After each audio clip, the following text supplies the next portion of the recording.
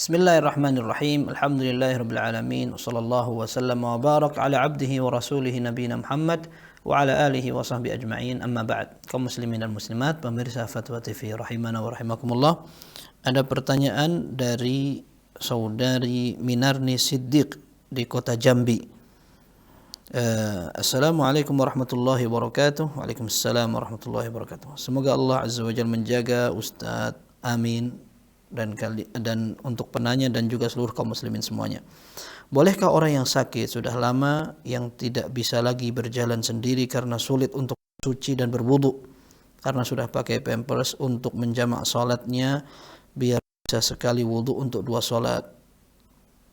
Jazakumullahu khairan wa jazakumullahu khairan. Iya.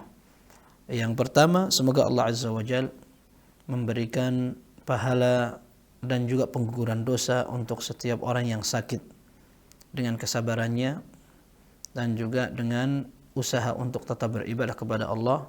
Semoga penyakitnya menjadi penggugur dosa dan Allah memberi kesembuhan.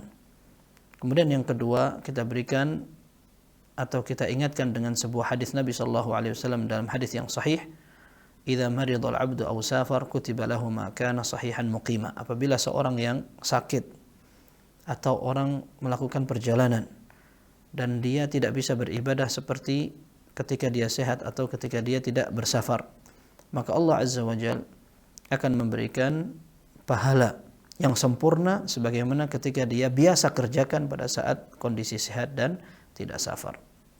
Kemudian yang ketiga, berkaitan dengan hukum menjamak dan menggabungkan 2 salat, zuhur dan asar, maghrib dan isya untuk orang yang memang membutuhkan karena sakit. Jawabannya insyaallah boleh. Karena Nabi SAW pernah menjamak pada saat tidak ada sebab sama sekali. Di kota Madinah, Ibnu Abbas radhiyallahu anhu menjamak Nabi SAW baina adh-dhuhri wal 'asr wal maghrib wal isya min ghairi khaufin wala safar. Dalam riwayat dikatakan min ghairi khaufin wala matar.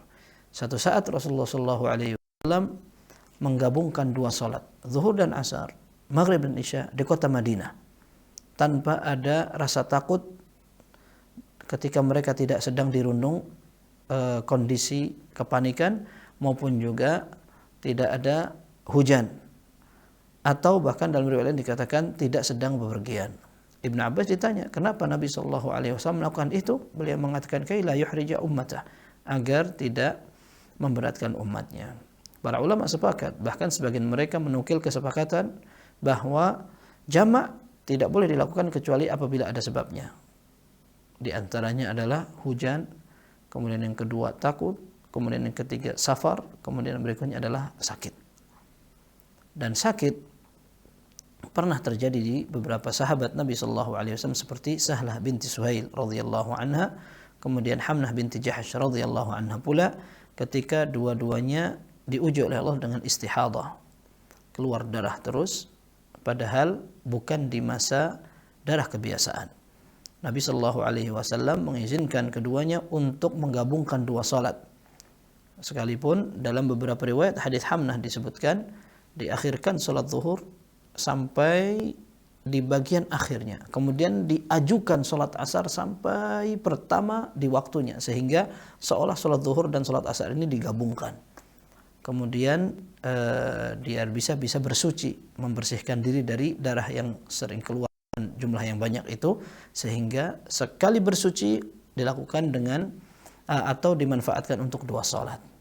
Nah, para ulama mengatakan sebenarnya jamak yang asli saja boleh. Ketika orang sakit tidak mampu untuk melakukan aktivitas seperti biasanya, sholat di masing-masing waktunya, maka boleh dia menggabungkan antara sholat zuhur dengan asar agar dia mudah untuk bersuci dalam satu kali untuk 2 sholat sekaligus. Wallahu a'lam bissawab. Mudah-mudahan bermanfaat. Wassallallahu wasallam wa barak ala abdihi wa rasulihi nabiyina Muhammad wa ala alihi wa sahbihi ajma'in. Walhamdulillahi rabbil alamin.